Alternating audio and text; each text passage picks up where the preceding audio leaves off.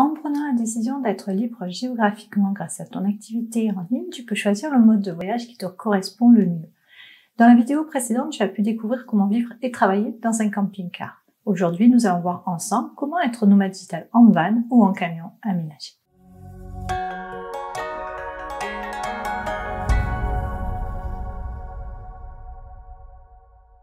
Pourquoi faire le choix de vivre et de travailler dans un van?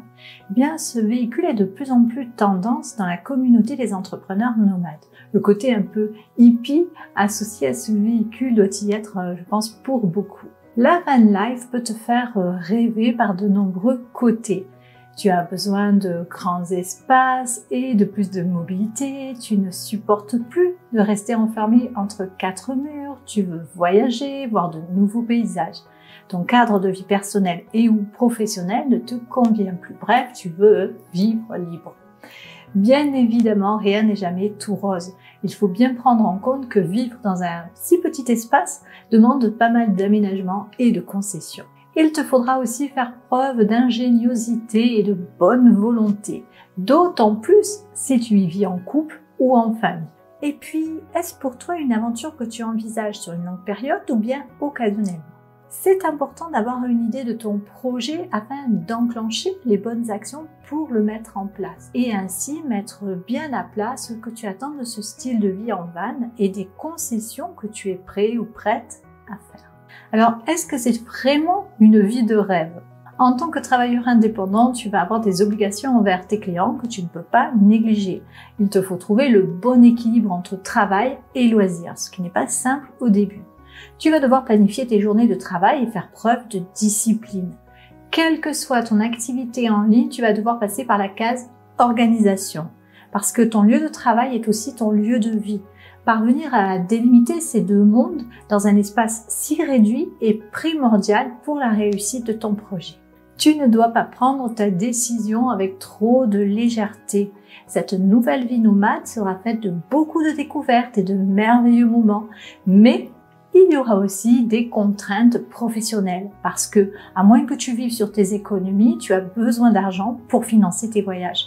Tu as donc un job en ligne, des clients, des charges, bref, une responsabilité d'entrepreneur. Et ça, beaucoup de personnes qui veulent voyager en van et travailler en même temps depuis leur maison roulante ont tendance à l'oublier.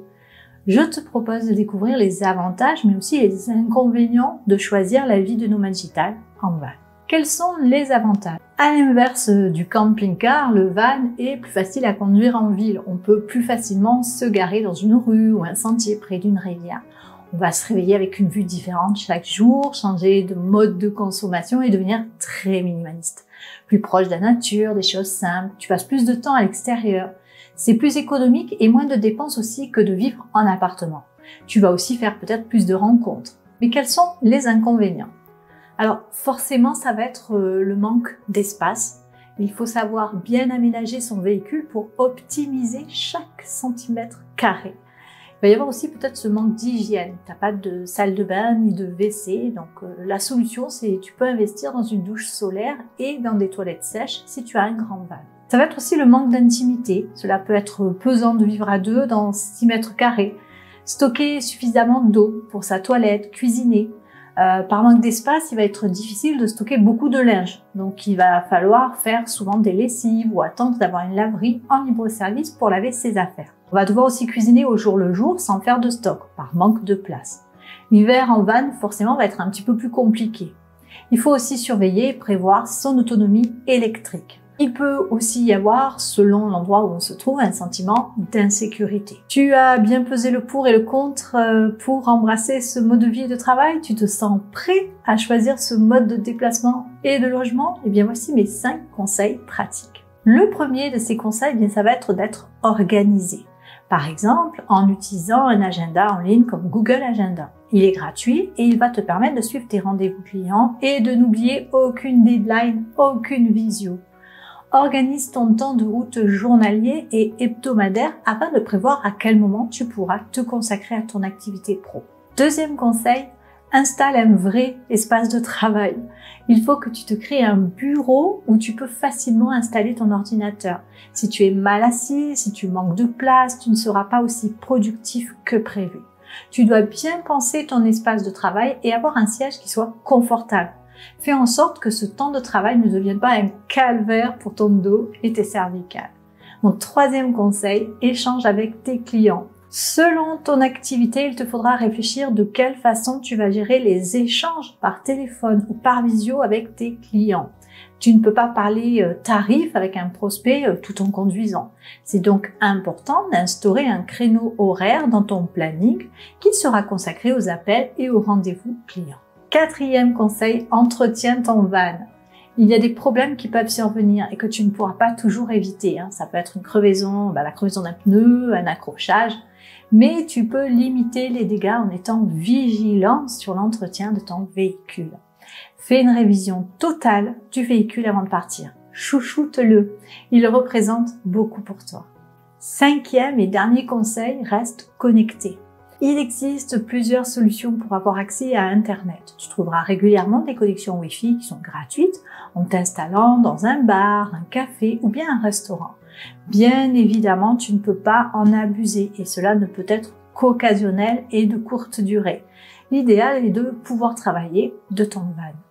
3 solutions existent, mais il faut être dans un lieu couvert par ton opérateur. Première solution, c'est la clé 4G. Tu y insères ta carte SIM avec un abonnement Internet et tu la branches à ton ordinateur.